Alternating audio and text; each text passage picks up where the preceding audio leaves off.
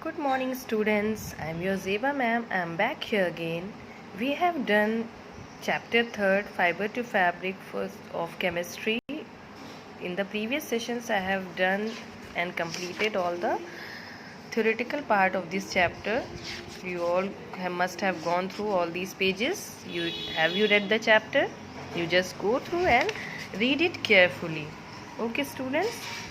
So in this chapter some activities are given. You read these activities and we will be doing one separate session for activities. Okay, and I have given you define the following: fiber, yarn, ginning, weaving, knitting. So you write these, define the words in your classwork copy. I have given you.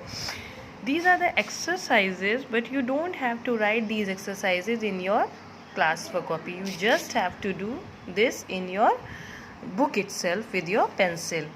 Which first is choose the correct option. Which of the following is a natural fiber? Silk, nylon, polyester, acrylic. Natural fiber is silk.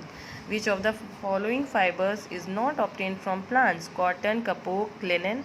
These are linen is obtained from flax plants. So all these are obtained from plants, but nylon is a synthetic fiber. It is not obtained from plant.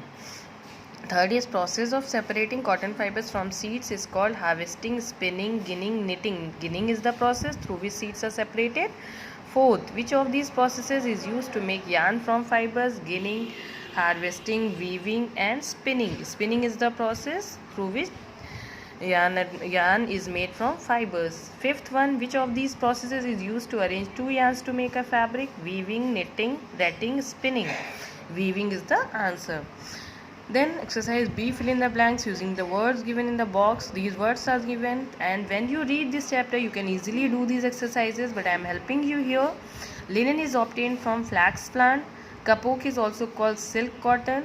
The process of separating jute fibers from jute plant by immersing in what is called retting. Retting is the process which I have told you in the previous session, that in this process jute is immersed in water to separate the fibers. A long continuous length of interlocked fibers is called yarn. Knitting is the arrangement of single yarn into fabric. Knitting is the arrangement of single yarn. In weaving two yarns are used, but in knitting only single yarn is used. Then exercise C is give reason for each of the following. Stone age men used to cover their body with the bark of trees. So student, we have done this. I can show you that what is the reason for this. Give reason for each of the following. Stone age man used to cover their body with the bark of trees. As you all know that in the early age there were no stitched cloths, there were no machines. So since there was no fiber crop invented at that time, early age, and stitching was not known, so stone age man used to cover their body with the bark of trees. Okay students. Second one is silk cloth gives a similar smell to charred meat on burning. Silk cloth gives a similar smell. Silk is a natural fiber and its property is that it gives similar smell to charred meat on burning. You can write it easily. I have given you here.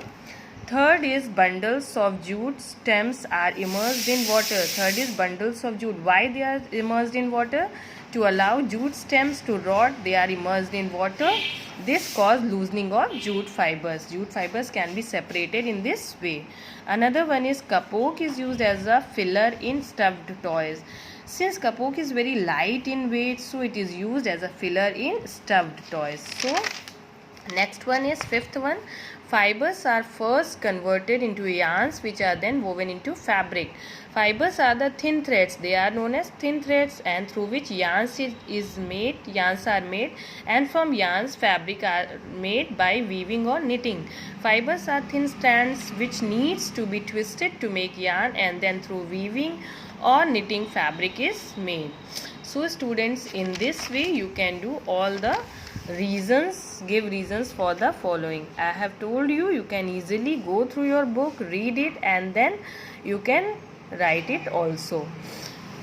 Now today your homework is give two examples for the following. Exercise, give two examples for the following. What are natural fibers? You all know that natural, you can write natural fibers. cotton is there, wool is there. These are natural fibers. Plant fibers you can write, animal fibers you can write. These are very easy. Fibers used as fillers in mattresses. You can write 2 examples which are used in mattresses. Plant fibers used to make ropes. Which fiber is used to make ropes? You can write 2 examples of this exercise. Exercise D is your homework. You can do it by yourself. Okay student, thank you. Bye bye.